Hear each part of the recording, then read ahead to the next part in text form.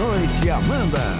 Oi, gente, muito boa noite. Sejam bem-vindos aqui à nossa sala de estar. É sábado, dia da gente se encontrar, avisa a família, os amigos. Estamos chegando com papos sempre muito gostosos, preparados com muito carinho para você. Hoje nós vamos falar sobre redes sociais. Me conta, você fica muito ali na rede social? Fica ou não? Será que isso é bom? Ônus e bônus? O que a gente tem que levar disso, né? Da inteligência artificial, do digital. E aí eu quero compartilhar com vocês o seguinte. As redes sociais, elas podem sim, né, ser uma grande ponte, um presente até dos tempos modernos. Mas é preciso olhar com carinho e consciência para o jeito que a gente tem usado esse espaço. É claro que não pode consumir, limitar, roubar a nossa autenticidade. As redes sociais foram feitas para aproximar, para facilitar o nosso trabalho, para abrir oportunidades, conectar pessoas que falem a mesma língua, gente que compartilha dos mesmos sonhos. Elas podem ser ferramentas incríveis para a gente crescer, aprender, fazer network, para espalhar o bem. Mas não podemos deixar que a obsessão pelas curtidas e comparações nos aprisione. A vida real, gente, acontece aqui, olho no olho, no abraço, no silêncio que fortalece, no acolhimento. Vamos usar o digital para somar, para ampliar horizontes e não para reduzir o valor que a gente tem. Porque a nossa melhor versão não se mede em números na tela, mas sim no que a gente entrega de verdade ao mundo. Sejam muito bem-vindos. Olha, meu primeiro convidado é advogado, perito, referência em direito digital e crimes cibernéticos. Já foi premiado como um dos 100 maiores advogados digitais do nosso país. Hoje se dedica a orientar a sociedade sobre esses crimes, dependência tecnológica e riscos digitais. Bem-vindo, doutor José Milagre. Tudo bem, doutor? Como vai? Seja muito bem-vindo ao nosso programa. Muito obrigada por estar aqui, viu? Bora alertar essa galera. Olha, ela possui 30 anos de experiência em psicologia clínica, neuropsicologia. Hoje ela vai nos alertar sobre os principais impactos sociais que o uso excessivo das redes sociais e eles ocultos ali também na dependência digital. Bem-vinda, Vanessa Pontoni. Tudo bem, Vanessa? Tudo jóia. Boa noite, prazer, querida. boa Obrigada noite. por estar aqui, viu? Obrigada. Obrigadão, bem-vinda. Ele é pesquisador, membro da Associação Internacional de Neuroeducação, é palestrante, autor de livros. Dedica-se a orientar escolas e famílias sobre segurança e equilíbrio no uso da tecnologia. Então ele vai nos ajudar a entender sobre esses impactos dos excessos das redes na vida de crianças e jovens. Como controlar isso? Bem-vindo, Fernando Lino. Tudo bem, Fernando? Tudo bem? Tem que ficar de olho, né? Principalmente as crianças, jovens. Bora alertar essa galera. Ele é ator, educador socioemocional, psicoterapeuta, criador de um canal no YouTube sobre bem-estar. E aí passou a se dedicar ao detox digital e reduzir as redes sociais. Como é que a gente faz isso? Hoje ele vem compartilhar essa experiência em desacelerar e viver de forma mais consciente. Renan Diegues, tudo bem, Renan? Olá, tudo bom? Boa noite, querido. Como é que você tá? Ó, eu quero aprender esse negócio, hein? Bora, vamos aprender. De desacelerar. Bora aprender todo mundo. Avisa sua família, seus amigos, que nós estamos chegando. E agora, para brilhantar a nossa noite, eu sou fãzona deles, viu? Sempre fui, desde o primeiro dia que eu vi no palco. Eles têm aquela voz potente, interpretações cheias de emoção, unem a tradição sertaneja com a modernidade, brilharam no palco do Revelações Sertanejo, ao darem voz também ao Brasileirão 2025. Lá eles cantaram, gente, Nossa Senhora do Brasil. E depois eles fizeram o tema do Brasileirão 2025. Eles retornam hoje aqui ao nosso palco e eu tô super feliz porque eles vão embalar a nossa noite com muita música e também vão contar pra gente um pouquinho do impacto das redes sociais em suas vidas. Bem-vindos, Matheus e Lorenzo. Oh, meninos, que prazer receber vocês aqui. Tudo Prazer bem? nosso. Saudade, viu? Tudo bem? Tudo bem, e vocês? O palco é todo de vocês. Matheus e Lorenzo.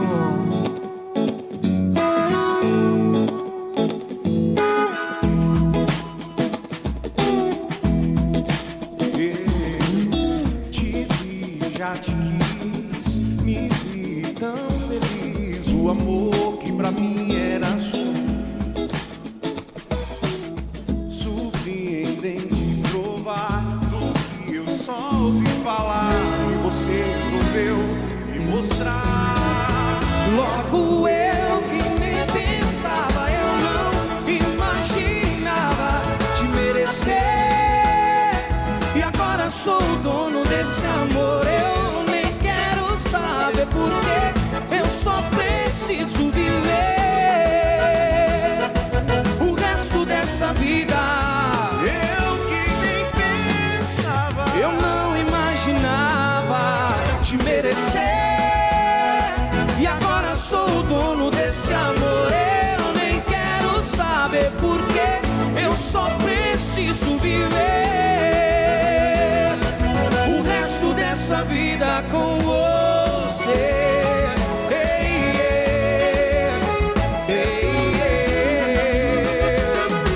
O resto dessa vida com você. Ah, que coisa linda, Matheus e Lorenzo. Ô, meninos, que prazer ter vocês aqui, viu? Gente, vocês lembram do Revelações Sertanejo, né? Eles brilharam tanto. A primeira vez que vocês entraram e pisaram no palco, eu já falei, já cutuquei o do lado, o amiguinho do lado, e falei, meu Deus, olha, vai ser difícil alguém ganhar deles. Vocês têm a voz muito linda. E legal que vocês dois têm, né, gente? Os dois têm a voz muito linda. Muito legal mesmo. Obrigado. Como tem sido a vida depois do Revelações? Revelações foi em 2019. 2019. Parece que foi ontem, olha como já passou. Ontem, faz 6 anos já, né? E depois disso, entrou a pandemia, aí passamos a pandemia, aí a gente começou a carreira depois, gravamos com quem era jurado, os meninos Hugo e Thiago. Era jurado, gravamos com eles.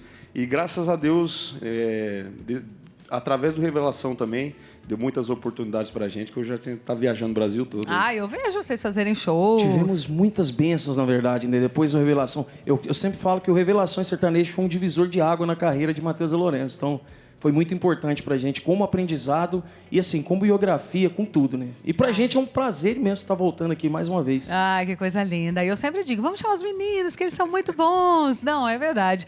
Agora, que música foi o Nossa Senhora do final? A final foi a Nossa Senhora do Brasil. Não, gente, o dia da final, vocês não imaginam a tensão. A tensão! E tinha público, a gente fez no auditório, com um monte de gente. Pessoas vindas aí dos 4 cantos do nosso país. Foi muito lindo. Ah, faz um trechinho pra gente. Vamos fazer um pedacinho dela na capela, assim, ó. Na capela. Me cobre com seu manto, enxuga o meu pranto, perdoa se eu não sei rezar.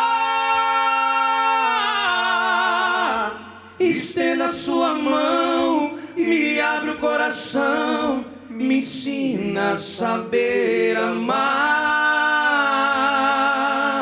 Me estenda o seu manto de paz e acalanto, o amor mais puro e verdadeiro. Bendito é o perdão que abre o coração do povo brasileiro. Nossa Senhora! Canta ou não canta, gente? Não. Obrigado. Muito bom. Vocês são maravilhosos, viu? Olha, sejam bem-vindos, podem se acomodar. Daqui a pouco nós vamos cantar bastante. Vocês vão contar pra gente também como que é a participação de vocês, a atuação nas redes sociais. Obrigada, viu, a todos por estarem aqui. Bom, quero começar perguntando, Vanessa, pra você. Okay. Eu quero que você fale um pouco sobre o impacto realmente das redes sociais na nossa vida, o ônus, o bônus disso, o que é que a gente ganha, o que é que a gente perde. Muita gente trabalha com o digital, automaticamente trabalha com as redes sociais, mas muita gente também tem se definhado de ver outras pessoas, de se comparar. Eu queria que você falasse um pouquinho sobre esse uso. Então, eu acho assim, tudo tem que ser equilibrado. Né? O uso precisa ser muito bem equilibrado. Eu acho que um dos impactos importantes das redes, do excesso do uso de redes, tem a ver com o prejuízo nas relações humanas presenciais. Eu acho que as pessoas elas estão mais egocêntricas, mais egoístas, menos empáticas, elas estão muito indiferentes ao outro, não estão sabendo lidar com a frustração, né? Falar para o outro aquilo que as incomoda, muitas vezes estão mais agressivas, porque a gente aprende a relacionar relacionando. É no contato com o outro que a gente vai treinando. Né? Como eu digo algo para ele que me incomodou? As pessoas têm muita dificuldade, quando elas estão com raiva, de expressar isso na dinâmica da relação. E isso a gente aprende treinando, a gente aprende relacionando com o outro. E cada vez que as pessoas elas ficam mais dentro desse mundo digital, elas perdem essa oportunidade de exercitar o encontro com o outro, né? No presencial. entender através dos gestos, através de todo o corpo, né? A gente tem uma linguagem corporal também que é ali no tete-a-tete. E a gente sabe que quando a gente está em contato com o outro, a gente libera um neurotransmissor muito importante para o bem-estar, que é a serotonina. A ocitocina é liberada no toque com o outro. E isso só é possível quando eu estou presencialmente com as pessoas. As redes sociais elas vão dragando a gente para fora, né? Para o mundo de fora. E a gente vai ficando cada vez mais num vazio conosco. A gente deixa de se reconhecer, de saber como a gente pensa, como a gente sente, a gente deixa de contemplar a vida, o mundo externo, e isso vai fazendo com que realmente vai criando um vazio muito grande dentro de nós. E afastando até as famílias, né? Às vezes você vai no restaurante, não é verdade, menino? Você vai no restaurante e tem lá 2 filhos, o casal com 2 filhos. O casal, cada um está no seu celular, os filhos, um jogando, o outro vendo no YouTube. Aí você fala, nossa, mas assim, um momento que poderia ser criado para... É claro que, assim, também não vamos ser hipócritas, que de vez em quando, sim, a gente está num lugar, aconteceu uma coisa, você precisa dar um pouco do celular para a criança, para acalmar, né? Tem casos que às vezes a gente precisa, né? Mas eu acho que a gente desperdiça muitos momentos preciosos de convivência, de bom papo, por conta de ficar ali, né? E vai sugando. Você vai vendo uma notícia, outra, uma pessoa vai indo, na hora que você vê, você ficou horas. Ô, Renan, como é que foi para você desintoxicar? Primeiro eu quero que você conte. Te gerou um problema, por isso que você decidiu sair um pouco disso, desacelerar. Exatamente, Amanda. Foi exatamente como ela falou, assim. Eu estava a vontade que eu tive de fazer detox veio de uma dor muito grande. Eu fui diagnosticado com depressão, com ansiedade. E era um momento muito obscuro assim da minha vida, e eu lembro que eu estava muito com excesso de telas, principalmente as redes sociais. Eu entrava e sempre que eu entrava eu me sentia pior, eu começava a me sentir mal, porque eu via que estava todo mundo bem, todo mundo rico, bonito, viajando, casando, tendo filhos, e eu ali, à beira dos 30, falando, eu tô aqui fracassado. Tô num quarto, não consigo ter nenhuma perspectiva de nada, e quando eu percebi que lá dentro estava sendo extremamente tóxico, eu tive um primeiro movimento que foi, eu vou parar de seguir todo mundo. Eu vou silenciar tudo, porque era a sensação que eu tinha que eu estava numa feira. Todo mundo chamando minha atenção, querendo me vender alguma coisa. E aí eu parei de seguir, silenciei e me deu uma sensação boa já. Já me veio uma coisinha de, nossa, um pequeno alívio. Falei, por que não ir mais além então, né? E aí eu fechei as redes sociais, todas, saí de todas. E aí foi uma sensação de silêncio. Parece que tudo em volta ganhou cor. Porque eu falei, agora sou eu e o que tem à minha volta. O que eu vou fazer agora? E eu comecei a me sentir muito bem. E aí depois eu comecei a estudar um pouquinho sobre psicologia, fui começar a faculdade e quis compartilhar com as pessoas no YouTube esse meu movimento que me fez bem. Aí eu falei, bom, eu vou abrir o YouTube, só que eu tenho que tomar cuidado também para não ir para o outro extremo, que foi o que ela falou, tem que equilibrar as coisas, né? Comecei a falar sobre detox digital e bombou, estourou, começou a trazer muitas visualizações. Eu falei, tem demanda aqui, tem muita gente sofrendo. Aí eu não parei de falar sobre. É o equilíbrio, né, Fernando? Eu acho que você fala muito para crianças e jovens, e aí quando a gente traz esse equilíbrio para dentro de casa, porque assim, nem você pode criar um filho que não sabe o que está acontecendo no mundo, que não tem acesso a um celular, que não sabe qual é o desenho da moda, né? Eu acho que a gente não pode deixar a criança também exclusa de tudo, mas a gente tem que dosar para que ela não fique dentro de um núcleo. E eu imagino, a minha filha tem 6 anos. Agora eu imagino que para uma mãe de um jovem hoje dizer, a minha filha eu falo, você tem 15 minutos agora para ver tal coisa que você gosta. E tô junto, tô vendo, é um filme de criança. Agora, uma mãe controlar um jovem de 15, 16 anos deve ser muito difícil, né? É muito complexo, Amanda, porque quando a gente fala principalmente das gerações mais novas, as redes sociais ela está muito associada, muitas vezes, à identidade desses jovens. Então, como eles se veem com seus pares na escola, quem eles são, o que eles estão fazendo, quais são os seus sonhos, como eles comunicam, quem são seus amigos. Então, muitas vezes, quando o pai ele vai para o extremo, né, de tentar proibir, ele acaba, na prática, isolando aquela criança da amizade de outros amigos, né? Porque, querendo ou não, a gente sabendo de todos os riscos que existem nas redes sociais, as novas gerações utilizam, sim, de fato, as redes sociais para se comunicar uns com os outros e para construir sua identidade. Isso que eu acho que é o mais valioso para a gente entender nas novas gerações. Então, os pais eles sempre estão nesse dilema entre proibir completamente ou tentar ficar supervisionando ali para ver o que está acontecendo, porque, de fato, existem riscos, mas, de outro lado, sabendo que aquilo é importante e vai ser importante, pode ser importante, de fato, para a profissão daquela criança. A gente sabe que muitas pessoas utilizam as redes sociais para propagar o que eles fazem. Então, é, de fato, algo complexo e é o grande desafio dos pais nos dias de hoje. Não tenha dúvida.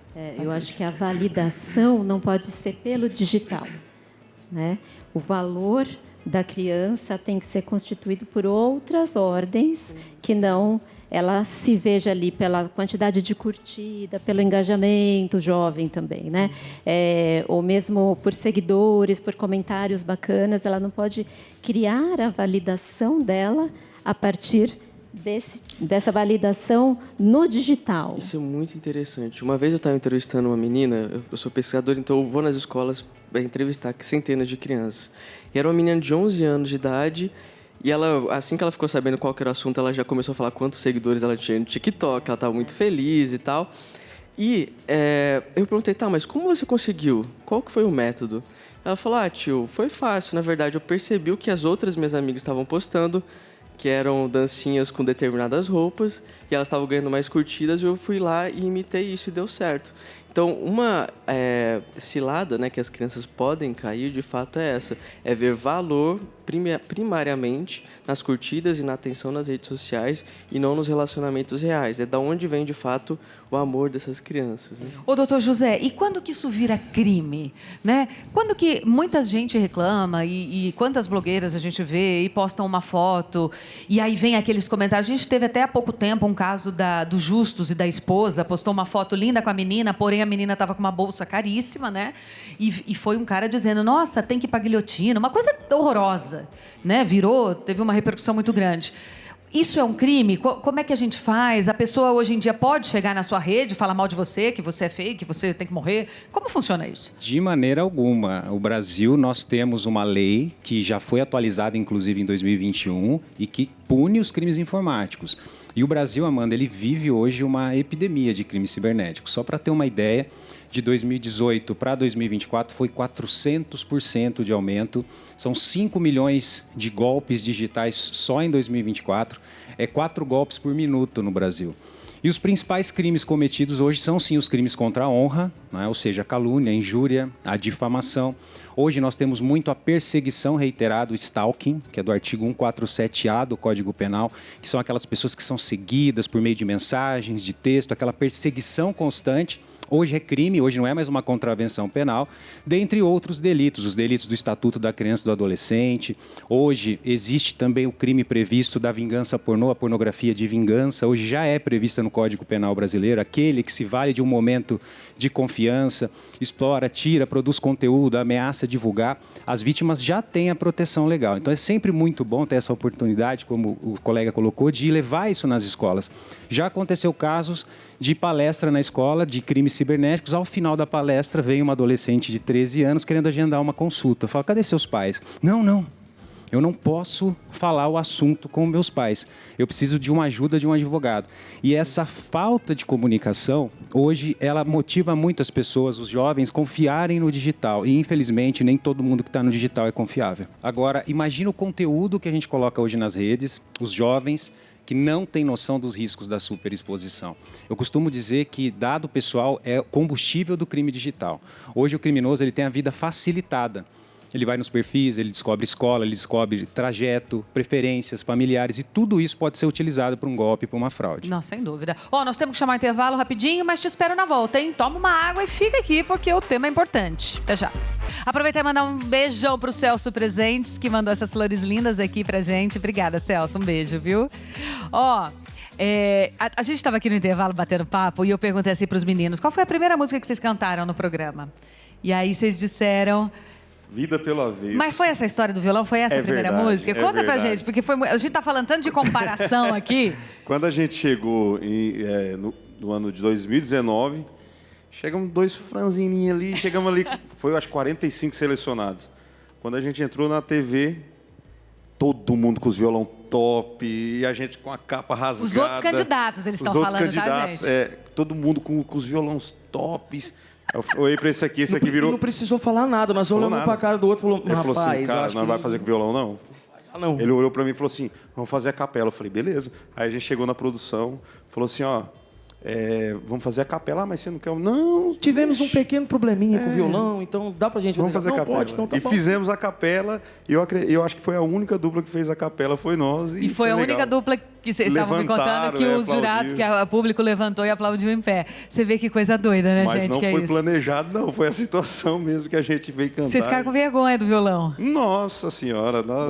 Agora a gente pegou, já ganhou um monte de violão, a gente colocou ele num quadro agora. Tá lá em casa, lá num Então repete essa capela aí pra gente. Amanhã é outro dia, e quem tem essa mania de amar igual a mim, por maior que seja a queda, no amor jamais se entrega quando chega ao fim.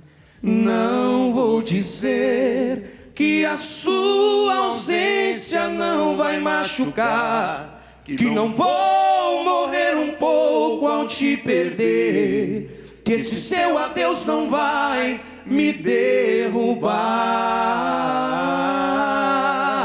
Prefiro assim do que ter você aqui nos braços meus, sonhando com alguém que não sou eu, amando quem não sou, querendo outro em meu lugar.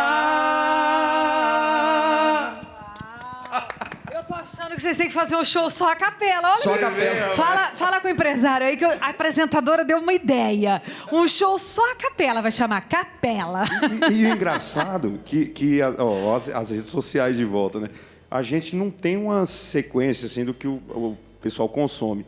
E o vídeo que mais andou nas redes sociais nosso, que trouxe mais seguidores, foi um vídeo nosso cantando a capela. Ah, então tem que ser o próximo projeto. A gente sempre vai, assim, a gente posta vídeos, igual ele falou, de vários tipos na internet, mas sempre quando a gente posta algum vídeo cantando a capela, ele vai mais um pouquinho. Mas assim, é porque eu não sei, a capela dá pra ver muito a voz da pessoa, né? Porque não tem interferência da banda, que é maravilhosa, tá? Os instrumentos são incríveis, mas assim, fica uma voz bem limpa, dá pra sentir muito a voz, né? Sim, e foi essa daqui, por conta do violãozinho lá que a gente deixou Essa de história é muito boa. Quem tiver a oportunidade de assistir de novo esse programa, eu cantei de olho fechado. Eu falei, não dá certo. Jurado tudo olhando assim, eu fechei o olho e falei, meu Deus do céu, vai, seja o que Deus quiser. Vamos embora. Coisa linda. Nós vamos, Melody, vamos postar depois nas redes sociais o linkzinho pra pessoa entrar e assistir esse episódio. Agora nós vamos receber, gente, de forma conectada aqui, a Antônia Brandão Teixeira. Ela é cofundadora do movimento Desconecta. Ela vem de forma remota conversar com a gente e falar um pouquinho desse movimento. Antônia, boa noite. Tudo bem, minha querida? Boa noite, tudo ótimo. E vocês? Seja muito bem-vinda aqui ao nosso programa. Eu queria que você contasse um pouquinho pra gente quais foram os principais desafios que vocês identificaram na relação de crianças e adolescentes com os smartphones, telefones, redes sociais. Como é que tudo isso começou? Bom, eu como mãe identifiquei já alguns desafios, logo sou mãe de 3, ainda não tenho filhos adolescentes, mais de 12, 10 e 3 anos, e fui vendo aos poucos que as crianças cada vez mais estavam conectadas. Mas os desafios mesmo foram mostrados por estudos científicos feitos por psicólogos, psiquiatras, professores e pesquisadores em relação aos malefícios que o excesso de tela, cada vez mais frequente e cada vez mais precoce, estavam trazendo para esses crianças e adolescentes. E aí são diversos, né, Amanda?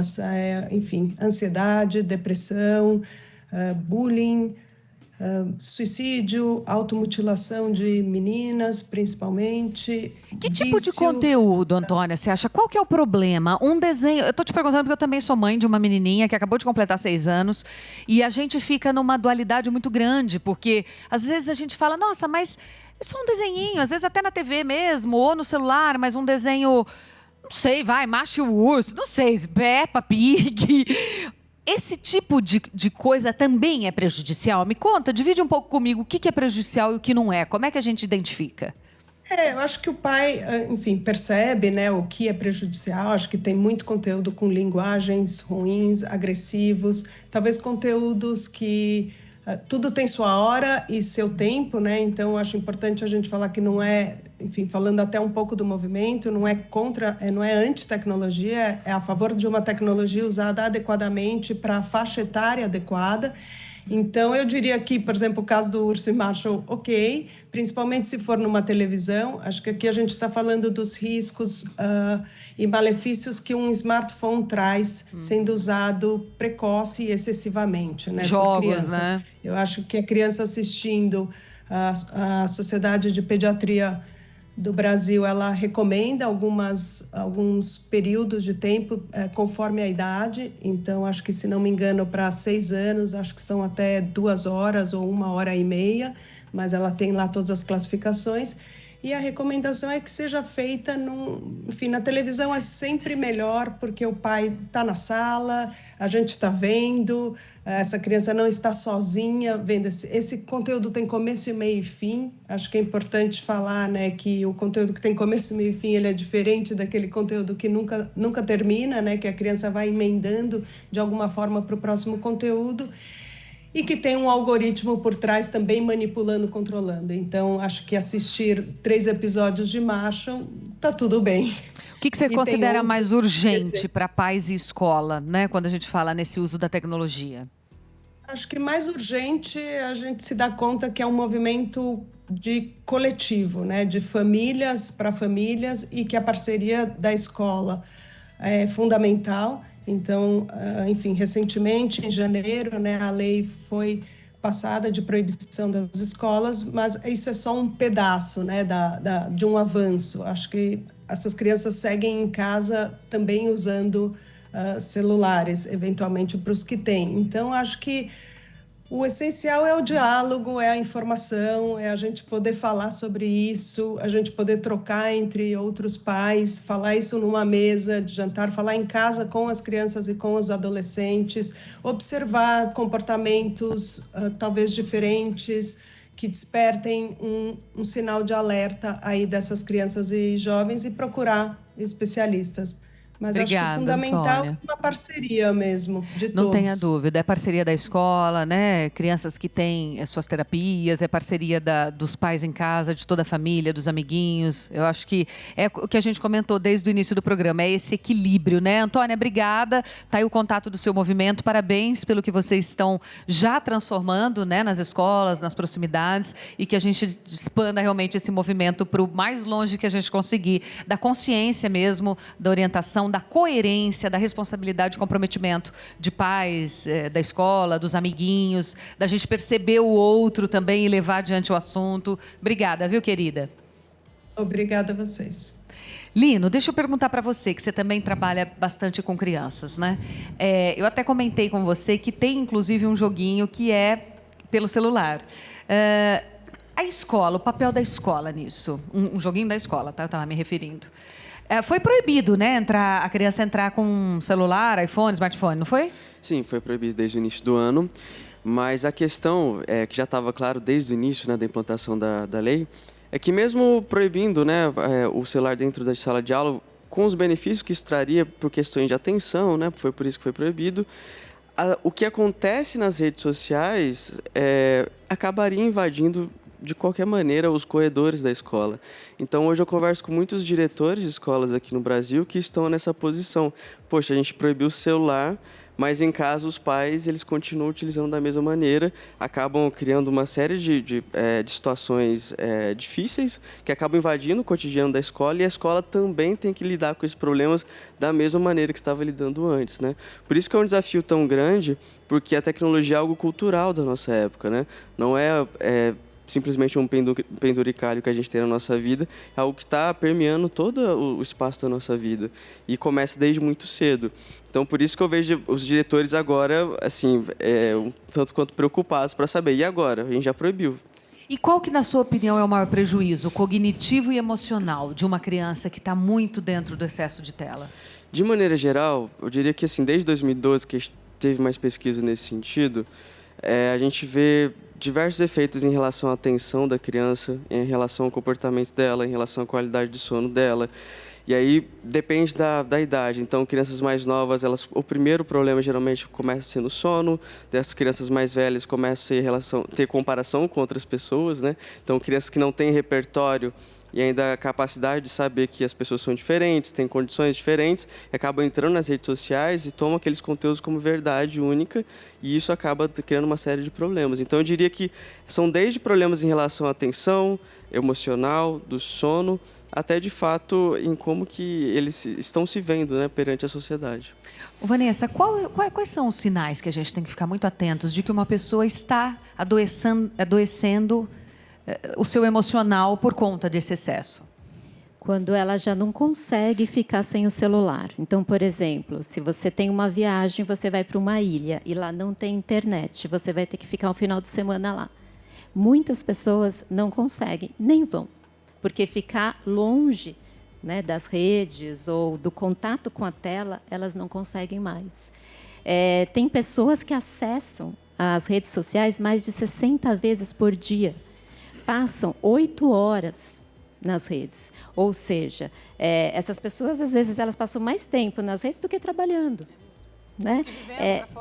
É como se fosse a extensão do próprio corpo, né? A Essa que é a Antônia comentou sensação. um negócio de 2 horas. Tem isso? 2 horas por dia uma criança? Sim, Ela em geral, fez o que se recomenda começa desde 1 hora a partir dos 2 anos de idade. A associação aqui no Brasil de pediatria diverge um pouquinho da norte-americana. E depois, a partir de 5 anos de idade, é 2 horas. Porém, eu gostaria de fazer um adendo importante, que hoje a gente fala mais com os pais sobre a qualidade desse tempo do que propriamente a quantidade desse tempo. Então, eu sempre converso com os pais, poxa, 1 hora de tela do seu filho no TikTok, sozinho no quarto, tem a mesma qualidade de 1 hora de você assistindo um filme com ele na sala? É óbvio que não.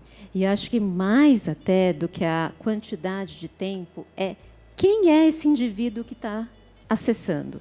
Ele está saudável? Porque o indivíduo mais saudável, ele vai saber lidar melhor com aquela comparação. Ele pode até se frustrar vendo algumas coisas, mas ele vai lidar melhor com essa frustração. Então, quem é esse indivíduo que está ali conectado? Porque quanto mais saudável ele estiver, menos ele vai ser capturado por essas coisas nocivas, né, que acabam azedando a gente acaba fazendo uma aliança tóxica com algo que pode ser, como, né, a internet em si, ela é um instrumento que pode, sim, ser algo a favor da nossa vida, mas a gente precisa saber usar, e não só pela quantidade de tempo, mas quem é esse indivíduo que está ali em posse da internet. E ela falou, a Antônia falou legal também, prefira, por exemplo, se o seu filho é criancinha ainda, tal, até um jovem adolescente, chama para ver um filme juntos, prefira a TV, né, do que o celular, porque está todo mundo em casa, faz pipoca, a noite do pijama, em casa a gente faz a noite do pijama. Em casa eu tenho uma de 17 e um de 22. Então, assim, adolescentes, meu filho já é quase um jovem adulto. A gente estabelece, na sala é um momento de convivência, ninguém com celular. Na hora das refeições, em hipótese alguma, a gente senta, a gente conversa, a gente pergunta como foi o dia de cada um, quais foram os pontos altos, pontos baixos, a gente debate sobre o que eles ouviram, o que eles sentiram, e assim, é o momento de integração. Então, você tem que estar muito engajado na vida deles, você tem que ser o maior conhecedor do seu filho. Porque o adolescente, ele tem uma parte, né, da região do lobo, do córtex pré-frontal, que ele ainda não foi fechado. Ele vai ser fechado depois dos 20 anos. E essa parte é o que dá critérios corretivos e de julgamento, planejamento, organização, controle inibitório, atenção, memória de trabalho, resolução de problema, tomadas de iniciativa. Então, imagina, se ele não tem isso, ele vai precisar que nós, adultos, emprestemos o nosso cérebro para eles. Então, é muito importante que nós estejamos muito engajados e não deixamos eles tomarem atitudes ou iniciativas ou decisões por eles próprios. Nós sempre temos que estar ali questionando. Para quê? Tem que estar perto. Ô, doutor José, até que ponto a dependência tecnológica é considerada um problema jurídico e não clínico? Olha, Amanda, eu estava observando aqui as falas e é bem interessante, né? Hoje o jovem ele tem esse FOMO, né? Esse Fear of Missing Out. Ele não consegue ficar longe. E nós fizemos um estudo sobre as legislações no mundo, né? Que estão tratando desse tema. Só para ter uma ideia, a Austrália, a partir de 2026, ela vai restringir muito redes sociais para quem tem menos de 16 anos. Não é 5, 6, é 16 anos. Na China, nós já temos uma regra dos games, que é 1 hora por dia de game. E é uma regra mesmo. E todas essas legislações, elas estão amparadas em estudos de psicologia, de desenvolvimento cognitivo, desenvolvimento de ansiedade, déficit de atenção e assim por diante. E hoje, nós temos que pensar também que a qualidade do acesso à internet, ela pressupõe também algo seguro. E hoje, os jovens, eles têm contato com muita criminalidade. Às vezes, os pais não têm dimensão, mas num chat de um game hoje, nós temos casos de assediadores, de aliciadores, de pessoas que querem satisfazer a sua lascívia nesses ambientes. Tanto que, algum tempo atrás, foi aprovado agora na Câmara um projeto de lei que vai exigir no Brasil, ele vai ser votado no Senado e vai exigir no Brasil que os menores de 16 anos eles tenham um cadastro de um responsável nessas redes sociais. E as redes sociais vão ter que disponibilizar controles parentais mais apurados, porque hoje nós não tínhamos, né? Então você tem adultização, você tem acesso a conteúdos e as redes pensando somente em monetizar. Então hoje a rede ela quer ganhar dinheiro, então ela não se preocupa com o que está sendo propagado, desde que aquilo reverta em monetização. E muitas vezes nesse conteúdo vai conteúdo ilícito para esse jovem, para esse adolescente. Teve o caso do Ítalo Santos lá, que foi preso e tudo, né? Tem Exatamente. Muitos casos, né? Foi uma denúncia do importante que precisou o FELCA fazer essa denúncia. O Congresso não se movimentava. O Estatuto da Criança e do Adolescente é da década de 90. Ele não previa a adultização, eles atuavam numa linha muito tênue, porque o ECA ele fala de pornografia, nudez, e a adultização é colocar a pessoa em condições adultas de formato insinuante, mas por detrás disso ele está satisfazendo um público que existe atrás de tudo isso, que se alimenta desses conteúdos. Então esse projeto de lei ele foi muito preciso, ele é muito pontual, porque ele pune a adultização, ele traz responsabilidades para as escolas, para o Estado, para os pais e pune a exposição indevida pela adultização. E assim, a gente tem que ficar pensando, sei lá, esses dias mesmo, eu tinha uma foto da Vida, minha pequenininha, de biquíni tão bonitinha na praia, com a chuquinha rosinha, o biquíni rosinho. Quase postei. Aí parei e falei, não. Então, é louco, porque a maldade não está na gente. Às vezes, a gente tem muita mãe que até posta, porque não tem essa maldade. Então, você tem que pensar com a cabeça de quem tem a maldade. É muito louco. Agora, você falou bastante nessas leis. Você acha que a lei brasileira está preparada para esse crime digital? Tem impunidade, não tem? Como que você acha que... Você colocou algo bem interessante, né? Os pais, essa exposição de quem não tem condição de consentir ainda. Os pais são responsáveis, não é, pela educação, por gerir. E esse dano à imagem, à intimidade, os pais têm que pensar nisso, né? Esse adolescente ele vai ser um adulto e amanhã ele pode não querer que esse conteúdo seja vinculado, mas já é tarde, né?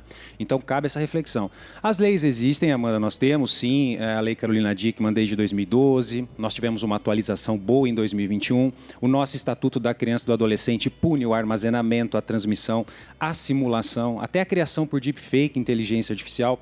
O que falta é estrutura investigativa e colaboração dessas plataformas. Eu sempre repito isso, as plataformas elas estão no Brasil para monetizar, mas muitas vezes não cooperam com remoção de conteúdo, identificação de usuários, tanto que as leis estão mudando, o Supremo Tribunal Federal precisou alterar o Marco Civil da Internet para aumentar a responsabilidade dessas plataformas, que agora elas vão ter que agir de forma automática. Detectou pelo algoritmo conteúdo ilícito, ofensivo, pornográfico, envolvendo menor, elas têm deveres de remover, senão elas vão sofrer as sanções legais. Então, a lei está evoluindo, mas as redes sociais precisam cooperar também. É assunto importante, gente. Bom, gostaria de convidar Matheus e Lorenzo para cantar um pouquinho pra gente. Vamos? Bora! Palco é de vocês, meninos. Música de trabalho de Matheus e Lorenzo. Foge Bunda é o nome dela. Era pra ser só um áudio de boa noite. Ela falou, amor, vou deitar mais cedo hoje. É nos pequenos gestos que a gente se sente o mais amado do mundo. Mas o problema foi que no final do áudio, no último segundo, o que aconteceu? Vazou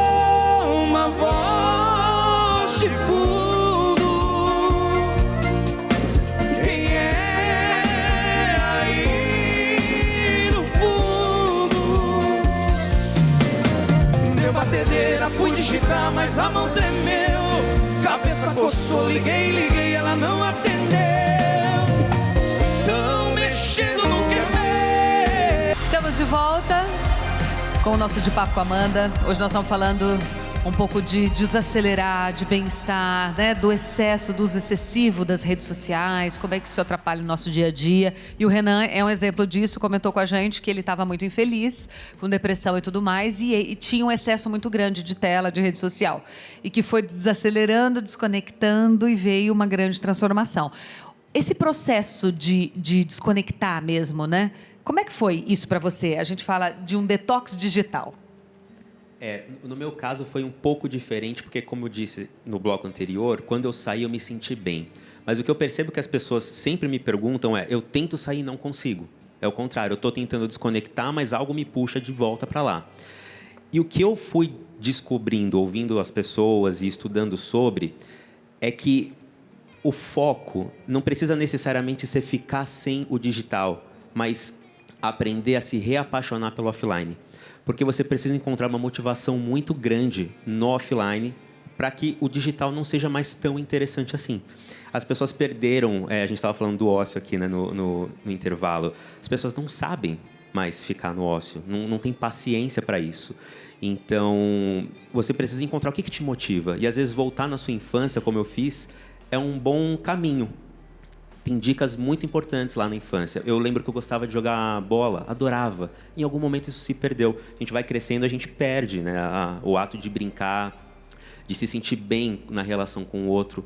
E eu percebi isso. Então hoje, quando eu estou, por exemplo, jogando vôlei, eu estou jogando vôlei. Quando eu estou aqui com vocês. Quando eu estou jantando, eu estou jantando. Eu estou olhando no olho. Porque eu percebi que no digital a gente tem as relações muito fragmentadas mesmo. Falta tanto. Será que a gente está conectado mesmo? Quando a gente está conectado no celular, a gente está desconectado de tudo em volta. Então, o foco é o que no offline brilha seu olho. Perfeito, isso, perfeito. Isso é um treino que eu faço muito, assim. Você tem que dar uma coisa melhor, né? O que está fazendo não é legal fazer aquilo? Vamos para uma coisa melhor. Não adianta você falar para a criança, sai daí desse desenho. Para fazer o quê? Para ficar sentado escutando papo de adulto? Exato. Não vai sair. Agora, não, bora brincar, escorregar com o papelão lá na grama, dançar, fazer um teatro. Você tem que fazer coisa melhor. Isso vale para criança e para adulto. Agora, as pessoas devem te questionar sobre não ficar alienado. Tipo assim, sobre esse caminho de desconectar um pouco, mas não sair talvez totalmente. Ou você acha que para uma pessoa conseguir, ela tem que sair de cena totalmente primeiro e depois ir voltando aos poucos? Eu acho que cada caso é um caso. Não dá para a gente traçar uma fórmula. Cada ser humano vai precisar de algo, dependendo do grau desse estado de vício. Pode ser que tenha que ter algum tipo de tratamento mais específico, mas eu acho que tem um biólogo, esqueci o nome dele agora, ele estudou muito a inteligência e ele fala justamente que inteligente é o ser humano que se adapta. A gente tem que saber se adaptar. Se você falar hoje que você não vai viver com internet, você vai sofrer. Se você ficar afundado na internet, você vai sofrer. Eu acho que é encontrar esse caminho do meio mesmo. A gente deveria dormir 8 horas, trabalhar 8 horas e as outras 8 horas. O que você pode fazer sem a tela? E quando eu falo tela, é sem celular, computador, tablet, televisão. O detox digital, muitas pessoas confundem detox com sair de vez, ser radical. Mas não, às vezes para você cria a sua regra. Você vai falar, eu vou passar domingo sem contato com telas. Nossa, Renan, domingo é muito. Passa metade do domingo, passa uma manhã. Ainda é muito para mim. Tenta 2 horinhas, tenta 1 hora, tenta 30 minutos. Qual que é a sua vitória hoje? É 15 minutos? Faz 15, tá tudo bem, amanhã você faz 20. Mas vai encontrando a motivação de estar no offline, senão realmente fica muito mais difícil. E seja exemplo, né? O Lino estava falando no intervalo, eu queria que você repetisse para o público, de uma pesquisa que quando o pai recebe a criança, é isso? Sim, isso é um caso real, né? Aconteceu na Inglaterra, que uma escola teve que colocar uma placa na frente do portão para que os pais recebessem os seus filhos com um sorriso, né? Por quê? Porque os filhos estavam reclamando que eles só viam o cucuruco da cabeça dos pais toda vez que eles iam encontrar, porque estava todo mundo de cabeça baixa olhando no próprio celular. Então, quando a gente fala sobre desafios de parentalidade digital, que é o nome que a gente dá para isso, começa com o próprio pai. Sem dúvida, é o exemplo, né? Ô, doutor José, o que fazer quando se é vítima, então, de um crime cibernético? Olha, primeiro passo é educação digital para esses jovens, para eles saberem identificar que eles estão passando por um assédio, por uma abordagem, por uma situação criminosa. Segundo passo é ter essa sintonia, essa comunicação de que ele não precisa apagar, queimar evidência e ele tem um canal livre com os pais para comunicar. Muitos jovens apagam os principais registros que permitiriam que a polícia chegasse. Mas também não adianta apagar, alguém printou? Alguém printou, alguém registrou. Também, às vezes compartilha conteúdo íntimo e não fala, não conta. Então, é ter um diálogo aberto, preservar todas as provas. Se essa evidência sair do ar hoje, você pode fazer uma ata online, tem sites online que você faz essa ata e procurar ajuda especializada. Uma delegacia, nós sabemos que nós não temos delegacias especializadas em todo o Brasil, em São Paulo nós temos, mas procurar uma delegacia mais próxima, porque hoje o delegado ele tem ferramentas para quebrar sigilo daquele perfil, daquele contato no game, na rede social e chegar até essas pessoas. Enganam-se aqueles que pensam que a internet é anônima. Por mais que os criminosos se esforcem em se manter ocultos, hoje tem tecnologia para chegar até eles, para que eles possam responder. O maior desafio não é lei, Amanda. O maior desafio é investigar e chegar. Então, preservar a prova e procurar autoridade, procurar ajuda especializada é fundamental. No meu canal no YouTube, eu tenho um guia para as pessoas que é crimes cibernéticos, o que fazer e como agir em caso de crimes. E a gente vem alimentando ao longo de anos dos casos que vem chegando no escritório, é gratuito, então todos que quiserem ter esse manual é importante não só para os pais, mas para os jovens também terem a consciência dos riscos digitais. Qual é o canal? É youtube.com/José Milagre. Muito legal, vou deixar aí no vídeo para vocês. Meninos, em um mundo cada vez mais digital, fazer o show ali ao vivo e a cores ainda é uma prova de fogo? Sempre vai ser uma prova de fogo. Primeiramente, eu gostaria assim de salientar uma coisa que eu estou aqui prestando atenção e eu sou pai. Eu tenho uma menina de 6 anos também. Eu tive uma aula aqui hoje, né, com todos vocês aqui, de como eu agi, como eu corrigi uma rota que eu acho que assim, ó, tá errada aqui, tá, vamos por aqui, vamos por ali, tanto eu quanto a minha esposa, o que a gente deve fazer. Então, assim, foi muito importante.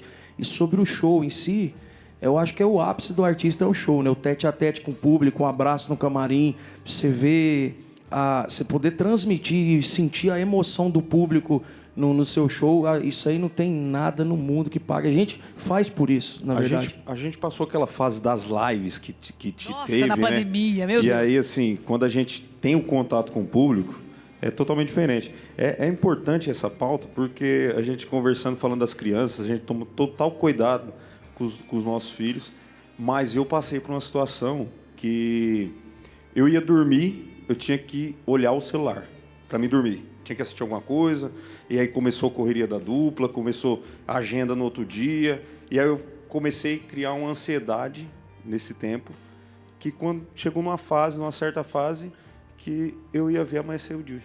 Tinha amanhecido o dia já. E eu não... dormia com o celular na mão. Depois chegou numa certa fase, que a gente tinha compromisso no outro dia, eu... Uai, já é 6 horas da manhã. Até o dia que eu tive que dar um basta, vou dormir, vou colocar ali, e amanhã eu começo a correria de novo. É o que você comentou, Renan. A gente tem que se conhecer e a gente vai se autocurando, né?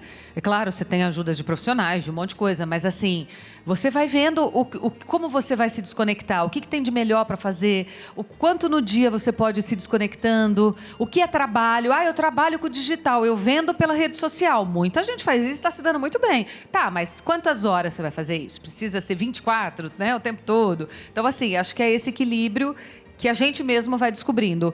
Bom, gente, eu queria agradecer muito a participação de vocês. Vanessa, queria sua consideração final sobre o assunto, para o nosso público, uma dica. Eu acho que é importante isso que a gente comentou, do equilíbrio, né?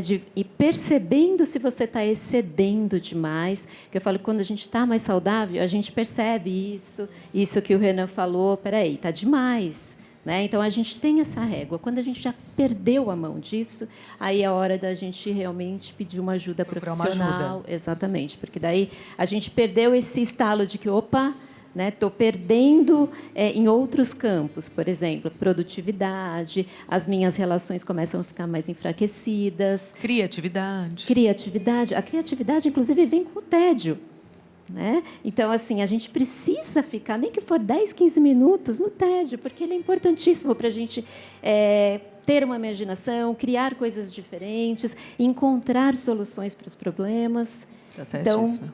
Então, a gente precisa entender que as redes, sim, elas são importantes, elas nos favorecem uma série de coisas, mas, como tudo na vida, tem que ter equilíbrio. Né? Se a gente vai demais, a gente acaba sendo consumidos. Né? Obrigada, querida, pela sua participação. Doutor José, muito obrigada. Pode fazer sua consideração final também. Obrigado, Amanda. Eu agradeço a oportunidade de a gente poder conscientizar sobre segurança digital, alertar os pais sobre os riscos dos crimes digitais.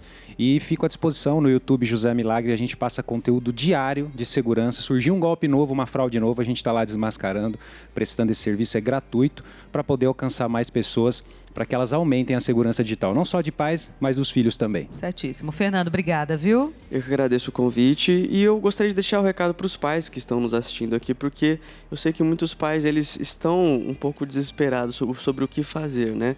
Eu diria que o primeiro passo, se você pai ou mãe tem alguma preocupação sobre como seu filho interage com tecnologia, é que você se interesse por isso. Porque além de pais que supervisionam, os filhos precisam de pais interessados sobre o que eles fazem online, sobre por que aquilo é importante para eles. Eu diria que esse é o primeiro passo. E só queria fazer mais um adendo, que eu queria te dar um presente, que eu estou nessa fase de... Vanessa, por favor, pega para mim. Claro. Obrigada. Ai, que fofinho. Esse é um dos livros que nós trabalhamos dentro de sala de aula, chama Otto em Boa Noite, Pessoal.